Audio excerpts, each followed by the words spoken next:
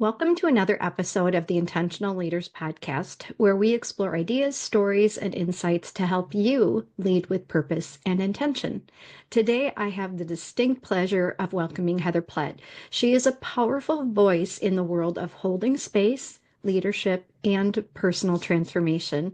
She's an internationally recognized author, speaker, and facilitator, and she has touched people's lives across the globe. She's perhaps best known for her incredible book called The Art of Holding Space, and that has been a guiding light for anyone who is navigating change, grief, loss, or growth and human connection. And she does that with compassion and with authenticity. With a background in leadership development, community engagement, and storytelling, Heather brings a deep wisdom to conversations about how you can step up, how you can show up for yourself and for others, especially in life's most tender moments. Get ready for a beautiful and thought-provoking conversation. All right, today I am honored to welcome Heather Plett to the podcast. Good afternoon. Good afternoon. It's nice to be here. Yes, and thank you. Thank you for taking time out of your schedule. Thank you for being a part of this episode, and I'm excited we got a chance to meet. So today I want to talk to you a little bit about the work that you do and get some general thoughts and ideas that you have about leadership. But one of the Mhm. things that you emphasize in the work you do and in your business is called holding the space. And Right. that really intrigued me because back when I went through coaching certification, that concept was front and center for us as coaches to do that. So I would love to hear from your perspective how that started, what it means to you, and how do people do that? Sure. So I spent many years working in leadership positions in government and then nonprofit, and was really interested in facilitation. So I was learning facilitation skills, and I first encountered the concept of holding space at a leadership intensive that was focused on facilitation and leadership, and was really intrigued with this concept of holding space. And so it was a kind of a curious thing that I held in my heart, my quest. And then what happened is my mom died, and myself and my siblings spent the last 4 days of her life with her in a really intense situation in her home, caring for her as she was dying. And after that experience, what really landed for me, even though it wasn't a facilitation, place where that was happening, what was going on as we supported mom in her dying was that we had a palliative care nurse that was coming in to support us as we supported mom. And I recognized, oh, this is what holding space means. And so I kind of took it out of that facilitation leadership practice into a death, dying, and grieving practice. And I wrote a blog post about it that was back in 2015 about how this palliative care nurse held space for us. And that really went viral and kind of launched me into this work of trying to not only clarify and define and deepen the practice of holding space, but to go continue that inquiry into how do we practice it? How do we live it? How does it change us?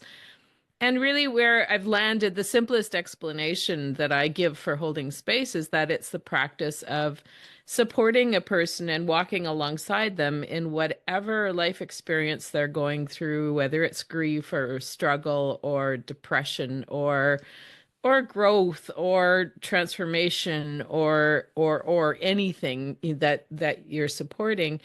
And it's a particular way of walking alongside them where you're not trying to control them or overly direct them or judge them or layer your own story or your own ego onto what they're doing. So and then as I developed the practice and deepened into my understanding of it, I started to realize that the largest part of the practice is how do we hold space for ourselves? How do we be present with ourselves that supports us in being as grounded as and hold our own ego in as healthy a way that we can show up for the other person without projecting our stuff onto them. And so Yeah. it really became a deepening practice of holding space for yourself so that you can be in those relationships and hold space for other people. What a beautiful concept. And a lot of the research says that we are only kind of fully present half of the time anyway. We're, Exactly. we're zipping into the past and Yeah. we're going out in the future and we're not Yeah. even Yeah. fully here. And I Yeah. think, you said something important, not just from a facilitation, but from a life point of view. Yeah. How do you really make that choice? Because it is a deliberate choice that you have to make to do Yeah. that. But there's so many distractions to that. It is exactly. And so it's a deliberate choice and then it's a minute by minute practice. As like we're having this conversation here and even in the midst of this conversation I'm listening to you and all of a sudden my mind is, meandering to somewhere else or I'm noticing something on your screen or there's something Yeah. going on. Our brains are kind of mystical places where we don't fully That's understand what's going on. But when I decide that I'm going to hold space, I'm really looking for practices that help me not judge myself for doing those things because we yeah, all do them, but help me kind of set them aside and help me be intentional about not giving into that distraction or not or the judgment that shows up because again judgment is going to be present in us in the running in the background all the time. It just yeah, is. And how do I work with myself in a way that is that allows me to be as present as possible? And it's not a practice of perfectionism. It's not a practice that we ever attain fully because we do have these complicated minds and hearts and bodies. But as best we can, we learn to be present and to be engaged in a way that the other person can blossom in whatever they need to blossom into. yeah. And it's such a, and what's I think interesting about it is it seems so easy. Like, well, yeah, of course I'd be here for you. Gotta be, Yeah. but how many times are we with someone or in an experience? And even now, you and I talked right before the recording, like my dog might bark at any time, and all I can think of is, please don't bark out there, Sammy. Yeah. Yeah. But we have to work so hard at that. Yeah. But it's so, what other way do we really want to go through life? To honor Yeah. the relationships we have, the connections we have, the interactions, the moments that so many Yeah. of us miss for so many reasons. Um, so, Exactly. so as And your yet position is a practice, it is. yeah, it really is. And I mean, let's face it, we live in a busy world, busy Yeah. environments, busy and we create some of the busyness, but some of it is imposed on us. And so we've kind of developed these really high capacity brains that can like shift really quickly from one thing to the next that needs our attention. And then it gets even worse because we're online and social media kind of feeds off of that Yes. ability to shift our attention and get easily distracted and turn our attention towards whatever the social media platform wants us to. And so it's unlearning some of that and it's learning to be more still and to find ways. And I've just recently, as we spoke before we got on this call, I've moved to Vancouver Island, partly because, and to a small town by a lake, partly Yeah. because for me, that stillness comes in as much time as possible. I spend out among the trees and listening to Yes. birds and being by Yep. the lake so that I can learn to soothe my nervous system, soothe my brain, be quiet as much as I can so that I can then be present for other people and be in those relationships in the way that I really want to be in them in a grounded and supportive way. Yeah. And it's a wonderful thing to know that that is accessible to any of us anytime. right? Go Hmm. outside, be with nature, find a spot, find a place. There's a beautiful park for us, just a couple blocks down, and it's lovely. There's so many opportunities to sit, to pause, lots of trees, lots of walks through the woods, and to be able to use that time, as you said, to connect, to get Yeah. grounded, pause, to pay attention.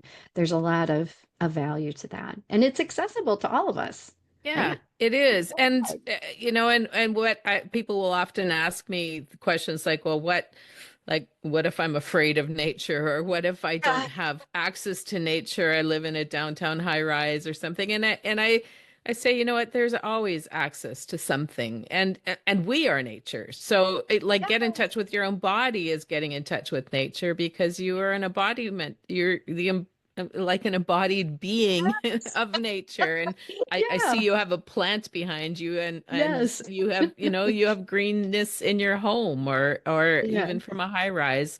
You can find a place where you can sit, a park bench, or sit with a tree in your neighborhood. There is access to something, and Yeah. sometimes we overcomplicate it, and we all want to go on vision quests out into the woods, and that may be lovely, but not all of us have access to that kind of the kind of way Or of living. need that kind of immersion. No, Don't go yeah, hike in the mountains. exactly. Yeah, You don't have time. Yeah. So the work that you do, you connect, your audience is, well, the audience of human beings, but you also work with leaders and organizations. right, And one thing that you and I talked about is you're helping to make the connection between leaders, and helping their employees reach their potential. So when you think about the connection of leadership and potential and that space between, how do you tend to approach that, or what are some of your strategies to help leaders right. to do that? Yeah, a lot of it comes back to this practice of holding space. And what I feel is really embedded in the practice is um, really honoring somebody's humanity and their dignity and their own autonomy and agency, when we can see that person as wholly human and wholly good, even if they're making mistakes, they're screwing up, etc. But there's goodness and there's beauty, and there's uniqueness in each individual that we're working that we're working alongside, or that we're leading. And so that has to be the starting place. I need to be able to see that beauty in a person so that I see their potential, even if they don't, and even if they're lost in some self-doubt or some shame, or as we all are in different ways, or they're seeing limitations or barriers, or creating things that are getting in the way of their own potential. If I can see something in them, and work really hard to see something in them, to witness that beauty, then I can help them to learn to see it too. And that has to come with, again, it goes back to my own work. I have to kind of work to set aside my biases. I have to work to set aside some of the culturally imposed, the socially conditioned ways of seeing people. And for example, if I'm working with a person with disabilities and who has real limitations in what they are able to do, and maybe they can only work for an hour at a time before they need to go and look after their body or something like that. I need to be able to see beauty in the gift that that person can bring with that limitation. Instead of seeing that just as a limitation, it's like, okay, so how can you help to shape the work environment so that it is kind to people with that limitation? What gift can you bring from the wisdom that you can bring from that place of your disability, whatever it is that you're carrying? And so that's where I see it as a starting point. And Sure. then even, I think we also have to reimagine what we mean by potential, right? The human Yes. potential movement, I think, is kind of rooted in a little bit of it often is rooted in kind of a misogynistic and kind of capitalistic framework. And I think we need to expand it to say, what is everybody's potential, whether that means that they can contribute to a capitalist model where everybody's got to be productive and making money Yes. and succeeding, etc. There's potential, and this is one of my ways of really experiencing nature and witnessing nature. Like the other day, I was kind of down on the path looking at a slug that's crossing the path really slowly. And I'm thinking, what's the wisdom of this really slow moving slug as it moves across the Yes. path? Well, the slug has developed skills in being avoided, like, but like, for one thing, this slug doesn't taste good to a bird, or it has slime on it that makes it a lot not easily accessible. So this really slow moving creature on the path has developed some resources or skills or natural parts of their body that help them evade things in nature, the birds or whatever. And so there's wisdom in the slowest moving person on your team, and how can we gain something, and how can we see all of that as potential instead of just the high performing kind of version Yeah. of potential. Yeah, there's wisdom in that, but there's also a reframing in that because we're Hmm. tend to be reinforced and wired and, as you said, culturally shaped to be to perform and to be Exactly. productive. And Yeah, the slowing down, the honoring of that, the paying attention to all of those things and reframing it is a big deal. I think exactly. to a lot of Yeah. people. My husband and I talk about that a lot because as we kind of navigate into this a newer chapter of our life and thinking about what, for me, I've always been work has been my life and I'm trying to recreate and reframe some of Yeah. that. And it's difficult though. It's difficult to I judge myself, Right. much less You do. the Yeah. judging when you're in a managerial position to judge others. And it's hard to reframe that and step back and um, I don't know, just take a different approach. But I Yeah. absolutely think it's important. It's a reframing, and it's a really asking yourself to examine what are the biases that, what's the internalized kind of biases that tell you that you're not worthy unless you're producing something, that Yeah. you're not. And this is when we look at aging, for example, like I'm not young anymore, but my body's not doing what it did when I was You're 29. just And not saying, can I seriously? can I be in acceptance of that instead of trying to push it to be what it was then? And Yes. similarly with my people, I have a disabled daughter, and there's limitations to what she has capacity for, and I need to reframe the bias that says, oh, she needs to be doing this in order to Yes. be fulfilling her potential. And that, yeah, that doesn't ask of us that we shift some of our biases and examine the ways that we've been culturally shaped and yeah, socially conditioned. Yes, and for sure, it was very much in our family. That was, and you and I were talking. You were mentioning your mother's passing, and Mhm. when my father passed, and this was a few years ago, we were all there too. We would take turns. At the time, it was kind of still COVID-ish, and Mm, we couldn't all be with him all the time. So, right. but whenever whoever was with him, he's like, "Shouldn't you be at work?" And we're like, and he kept saying that, like, "Shouldn't you be working? Why aren't you at work?" And I'm like, if you got a computer, Dad, you're working. Don't worry about it. I think we're all just fine. And if no one's working right now, it doesn't matter because we actually want to be Yeah. with you and be Yeah. okay.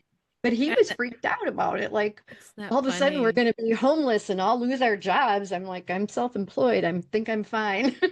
Well, So, I mean, that feels kind of profound to me, to on your deathbed be concerned about whether your children are working or not. Like, that's some deeply ingrained belief systems that does not does ha and I feel a little sad for him that that was the concern that he was carrying to his death, like yeah. that was such an important part. And But it's true. And I had a workaholic dad too.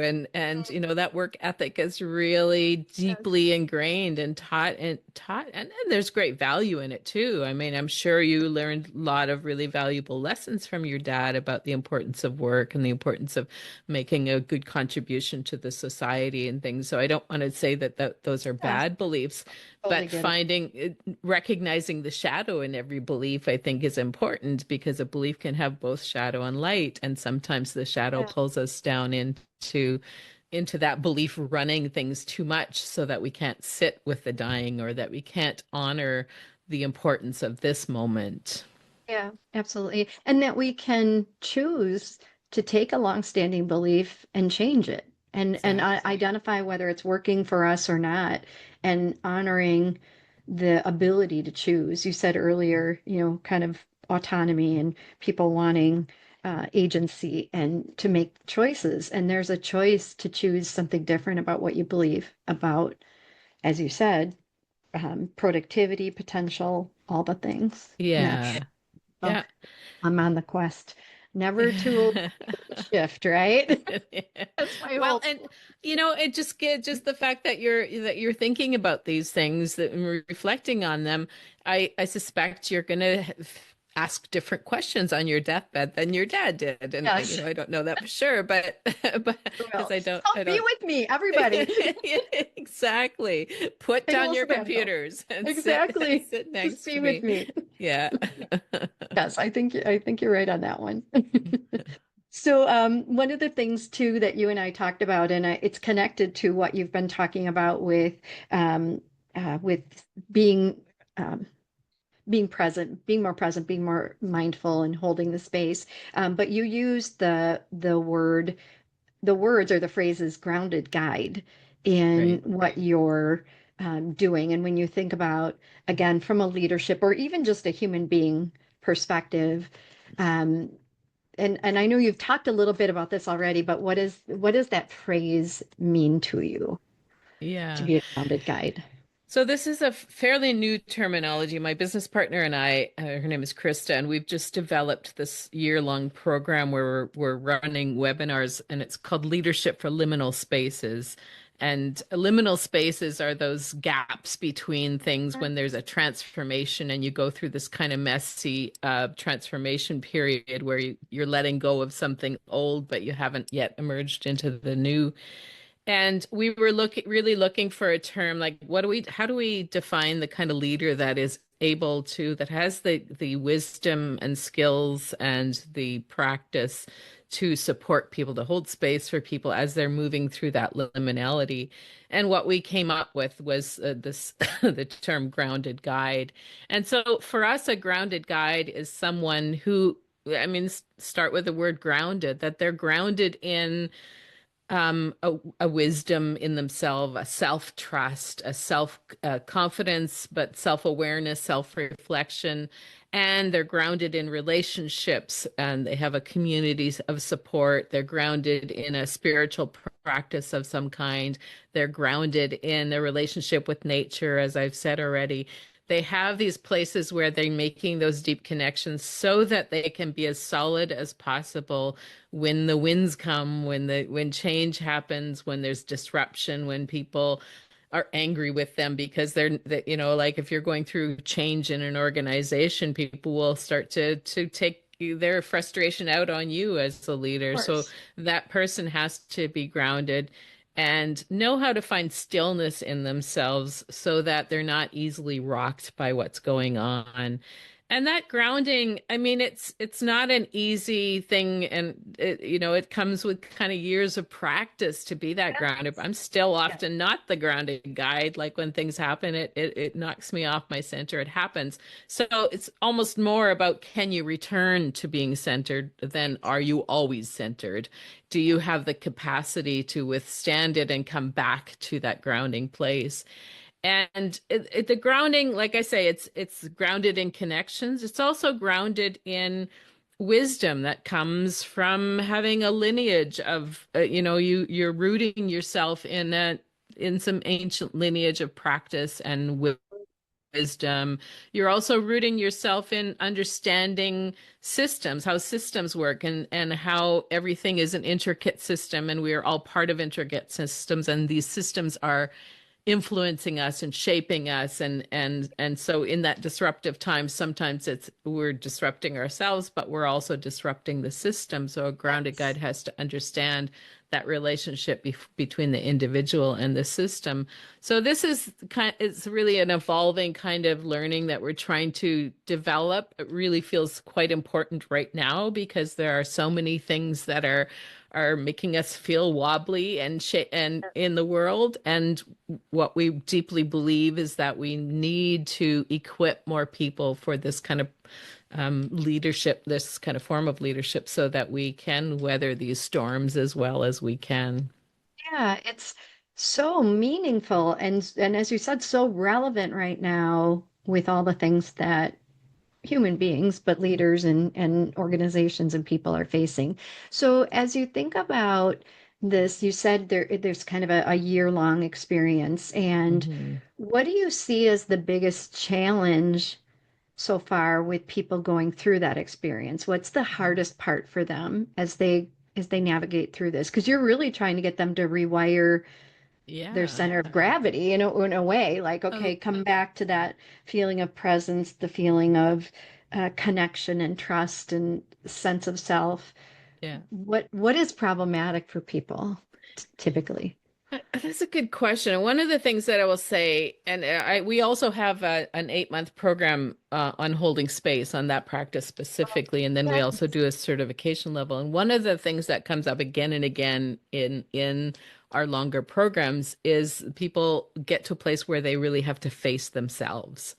And when I say face themselves, I mean they have to be willing to take a look at their shadows, at their biases, their belief systems, so that they can be like as humble and honest as possible, so that they, because we won't change unless we're willing to look at what needs changing. And many of us, we go quickly into shame. If you tell me that I'm Yeah.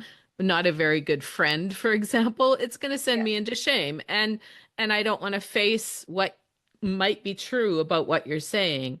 And so often we find in these programs that's the kind of the threshold of challenge for people. Once they Yeah. can go move past that and recognize, oh, I have to be honest as possible about myself so that I can adapt to what's needed, so that I can that I'm not rooted too much in ego and my pride, and that's the best way that you can Yeah. be grounded in and support other people in meaningful ways.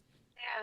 It sounds very transformative, but also very scary. I bet to get to Yeah. that point of, oh my gosh. And I worked, there's a gentleman that I've worked with for a few years. He's written about mindsets, Ryan Gottfriedson. He's an author and he does a lot of work with your subconscious drivers, etc.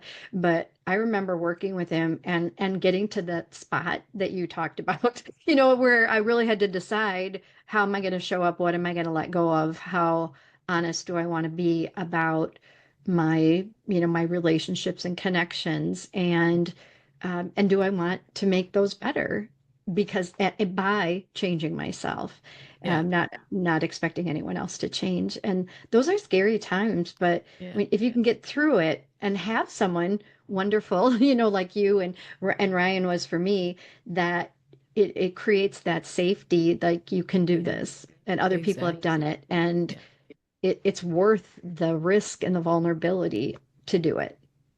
Yeah, and that's where, going back to we talked about earlier about holding space as a leadership Yeah. practice, like you're saying, Ryan was that person for you. Like, and he had to be willing to walk with you through that and to see that light in you, to see that you have the capacity for that kind of self-reflection in order to be the grounded guide for you to move through that. And so, yeah, that's what we want to really equip people with, because we we believe in people, and in Uh, the very simplest form of saying that, and we believe that people need to, and I don't know if you're familiar with Bill Plotkin's work, but Bill Plotkin, he maps out, um, I think he calls it the eco soul centric wheel of evolution, where he's talking about how we evolve from our infancy and into adolescence and into adulthood and mature adulthood and then into our elder years. And he's very much a nature based kind of psychology, eco psychology, I think is what he used the term. And he talks about how many of us in the world get stuck in adolescence, like our maturity, Yeah. our emotional capacity, our way of thinking, our worldview, our mindset kind of gets stuck there. Yes. And it makes a lot of sense to me because I see that too in terms, and we can see that in the world right now. Some of the leaders that are in power in many ways in business and government, etc., are fairly stuck in their emotional Yes. development. And unfortunately, we're elevating those people into leadership. But what we really need are the leaders that have the capacity for that kind of growth and self-reflection and can move into greater capacity because they are grounded in the wisdom and not as rooted in their egos and their yeah emotional Would, immaturity. wouldn't that be nice? Wouldn't that be a dream, Heather? Uh-huh. I keep hoping. I keep working Me towards too. that. Me You too. know, one Hope way or dies another, last. we have to commit ourselves to believing in a better future. That is true. Well, and I think so when I was in college, 150 years ago, we I was in education, and a lot of the psychology and the development and the focus at that time was on childhood development because, you know, 40 years ago or 30 years ago, there wasn't a lot of knowledge about adult development, I think, in Yeah. the way that there is now. A recognition that adults can and have the capacity to continue to evolve and grow and shift and change in all kinds of ways, subconscious drivers, behaviors, et cetera, and really looking more inward to Yeah. find their purpose. So I think that has been more studied, and now there's more research that says, yeah, it's possible. Yeah. So, It's for not only possible, but it's necessary. And it's yeah, in order for us to make wiser choices for the collective and even for the world and for our place in nature. And yeah, you know, as somebody who cares a lot about the destruction we're doing to the natural world and yes, the way we're speeding on climate change, that comes from an immature mindset, and yes, a maturity will cause us to make wiser choices. And another way of looking at another kind of theory on that is called spiral dynamics. I don't know if you're familiar with that at all, but spiral dynamics, um, they map this kind of human development on an individual level and also a collective level. And they say if you've got a bunch of individuals that are not moving up the spiral in their own development, it results in a collective that is not moving up the spiral. So we end up with immature cultures, and that I mean, that's why we make bad choices, and that's why governments are making bad choices in a lot of places right now because we have not sufficiently evolved into a more mature way of being with each other and with the world. yeah. And when you look at that, when you say maturity, is that emotional maturity, cognitive maturity, psychological, well, like what, or all of the above? I In would ter- say all of all the of the above. above. Yeah, yeah. Yeah, it's a spiritual, psychological, Hmm. emotional. I don't think we can fully pull those things apart. I think they're Yeah. very intertwined because, and the more we're learning, even about somatic therapy, for example, it's all rooted in our Yes. bodies. It's our, Yes. and if we don't, and this is why we bring in spiritual language into our work, if we don't also evolve our spirituality, we'll get stuck in our emotional development. And so we need to rely on all of those parts of ourselves in order to fully evolve. And if we don't, we'll get stuck. And yeah, and I see that again and again that the ego and even in some of the kind of self-help wellness world, we're only focusing on one part of that Yes. development, and Yes, for we're sure. limiting some of the other parts, and I think that's a bit of a flaw in some of our development, personal development work. Yeah, for sure. And I've been in this leadership space for decades, and again, I think part of, I haven't, I've tried to evolve to emphasize some of those things more and more, not just the traditional management or leadership Hmm. elements, because I see the effect of, today's world on leaders and on organizations, and there's we have to change the solutions we're providing and the Yeah, options and education and the tools that people have exposure to, because there's a lot of people that are struggling and a lot of stress and chaos and uncertainty that exists, and the traditional tools just aren't going to cut it right now. Time right. management is a good Yeah, example. Like, yeah. okay, you're not really managing time, you're managing your own brain and your You're own trying to specific carve out body. just one section of a bigger Yes. puzzle, and unless you see the whole puzzle, that one section is not going to get you to where you need to go. Yeah, for sure. So, what are the kinds of people that sign up for your leadership experiences, whether it's the holding the space or this grounded guide experience? What are the kinds of people that would be interested or that would come to you? It's a really vast array of people. When we first started doing the holding space work, we tended to draw in more people that were in support roles, like in healthcare or in mental health, or some role or hospice care, working with the dying, or people that were in the wellness industry, or like yoga teachers or that kind of Yes. thing.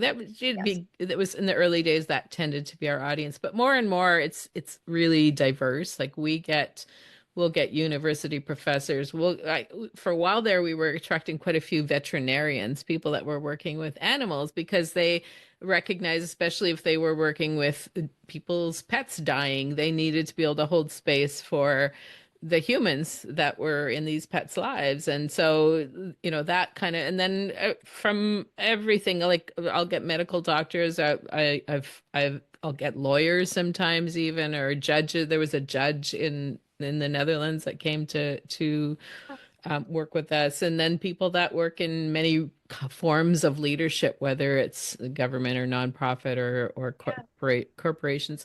I think it's really anyone that it finds themselves on a quest to expand their understanding. And I remember myself, I often say that I teach for the version of myself I was 10 years ago. And, so I clearly remember uh, taking leadership courses when I worked in the federal government, and seeking more, realizing there needs to be more depth to this.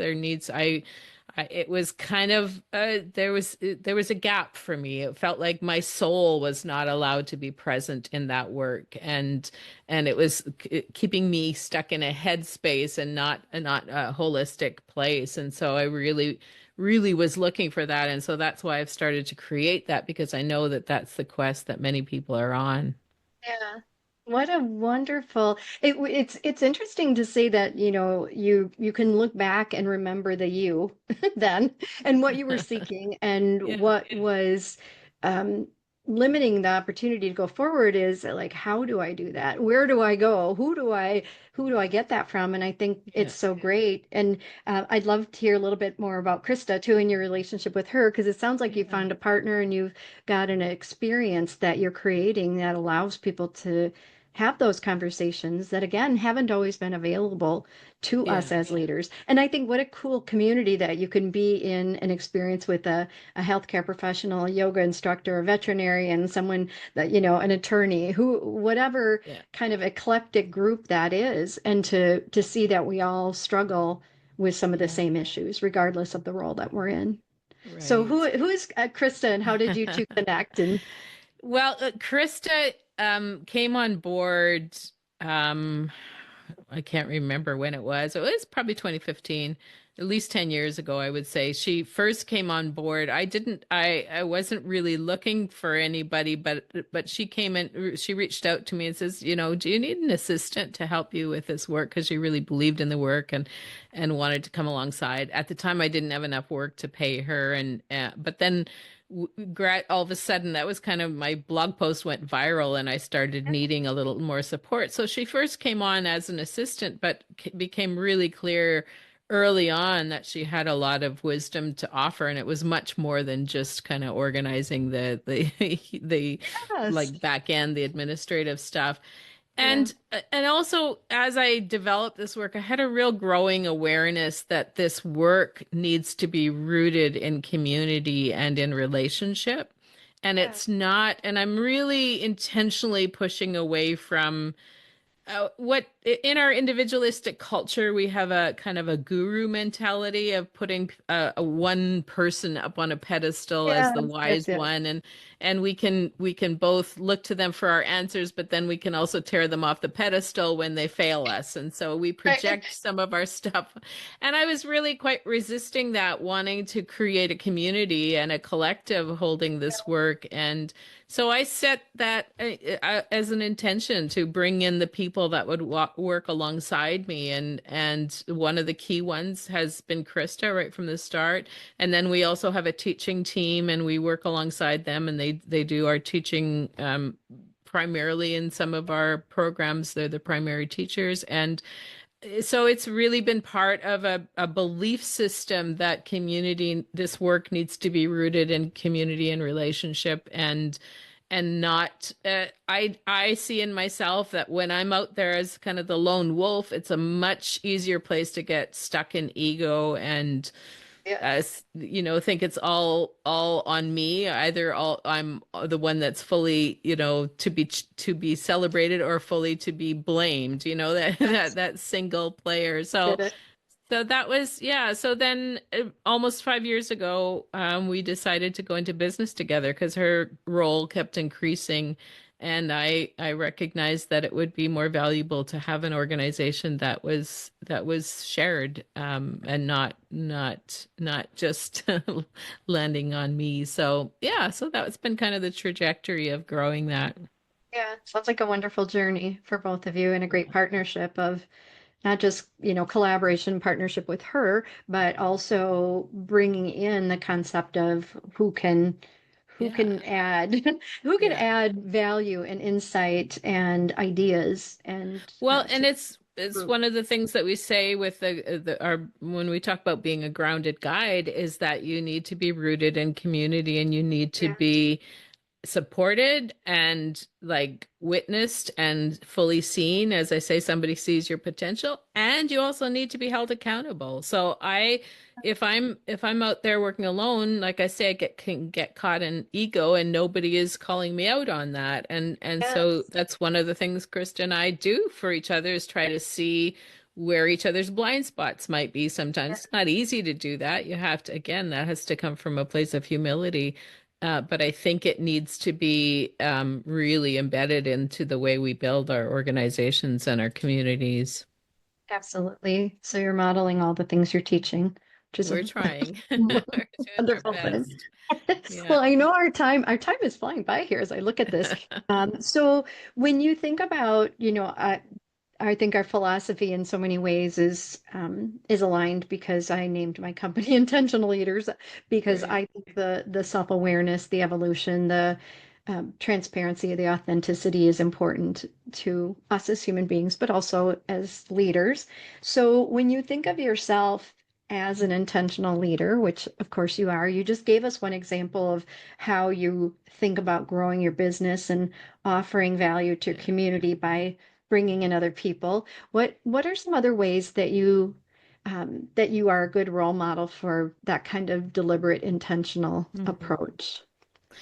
Yeah, a lot of it's what I've already talked about. I would say Yeah. one of the best parts of being intentional, one of the most critical parts of it is being really practiced in honest self-reflection, and Yeah. allowing your seeing yourself fully as much as you can.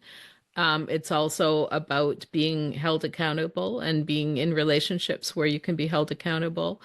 It's about having healthy boundaries and knowing when to withdraw or when not to get involved in things, or knowing where your energy can be best placed and where it needs to be redirected. And it's about just learning to be still and find solitude and be with yourself in those ways that can that really, like I say, it becomes a practice to be in spiritual relationship with yourself and the natural world and other people, so that you are tapping into the wisdom that's available to you within yourself and your broader community and circle of influence. Yeah, that's a beautiful thing. I love that. I have Oliver, I'm writing down notes and like your quotes. I have a lot of great quotes from you. But Nice. is being able to tap into the wisdom that's available to you, that's a beautiful thing. How do we do that and how do we Yeah. practice that? And without that stillness, as you said, now without the deliberate, I'm going to do that and I'm going to practice that because it's really hard to do. Yeah. So I honor the work that you're doing because I think it's so important. Thank I just you. love it. So I'm going to put in the show notes a link to your LinkedIn profile, your website, and so people will get information about your that's all on your website, right? Like the Yeah. the Yeah. grounded guide and the holding the space and Yeah. all the development that is available. But I just want to say thank you so much, Heather, for allowing me the opportunity to learn more about what you're doing. And I feel like the work that I'm doing right now is still in so much focused on the traditional leadership management training. And so I'm always so interested in what are other ways that people can, yeah, you still need that stuff. Hmm. Have good practices and have good, tools and skills, but there's so much more to effective leadership. And the work that you're doing highlights all those meaningful things that allow us to get in touch with ourselves and Right. become a more evolved version of ourselves, which I think is so important. And we can Yeah. do that no matter how old we are. Yeah, exactly. Never too late. It's always evolving. So I am grateful and honored that you took the time to be with me today and to share your messages and your work and all the gratitude that I have for the work that you are doing because I'm going to be following you. Great. Thank you very much. And I should also say people can find me on Substack. I've intentionally stepped back from much of social media just because I recognize that it wasn't always healthy for me to be there, and I'm more able to be intentional and fully present in my own practices if I'm not there. But I do have a Substack. It's called Okay. attenderspace.substack.com. People want Okay. to follow my writing. All right. Well, thank you again so much for your time today. Okay, thank you. What a meaningful conversation with Heather Plett. She's a true reminder of the power of presence and compassion and intentional leadership, of course. I think her wisdom around holding the space invites us all to slow down, listen more deeply, and not lead from a place of control, but a place of grounded guidance. And I love that particular philosophy. So, as you think about today's episode, think about for yourself how are you holding space for yourself, which is hugely important, and then for others, and to be the kind of leader you want to become. Are you able to do it? And do you need some practice? So, thank you so much for joining us today in this episode. And if Heather's words resonated with you, which I'm sure they did, explore her book, The Art of Holding Space, and also just share this episode with someone who you think it would be helpful to, maybe who needs a little bit more grace, a little bit more groundedness in their leadership journey. Until next time, stay curious, stay present, and keep leading with intention.